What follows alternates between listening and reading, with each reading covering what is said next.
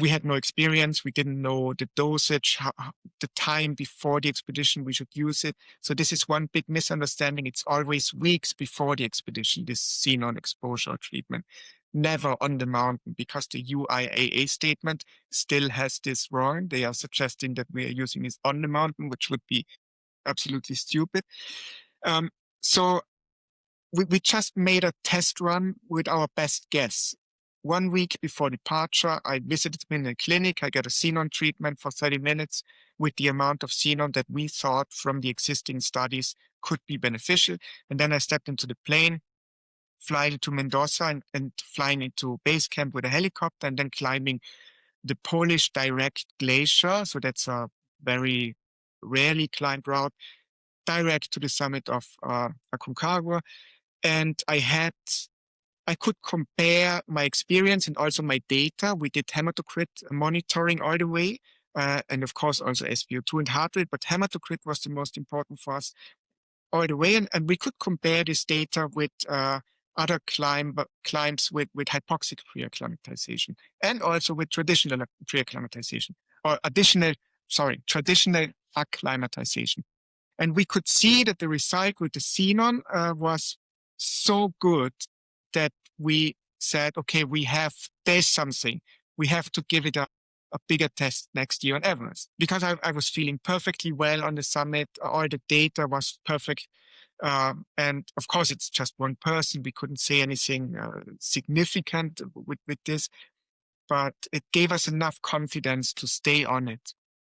The year after, we tried the same on Everest, but 21 was the year where our expedition was canceled after the big COVID outbreak.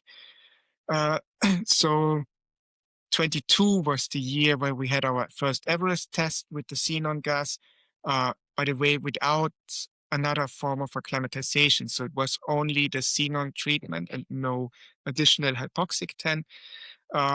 And using oxygen starting at about 7,000 meters, so not from base camp as some people would suggest.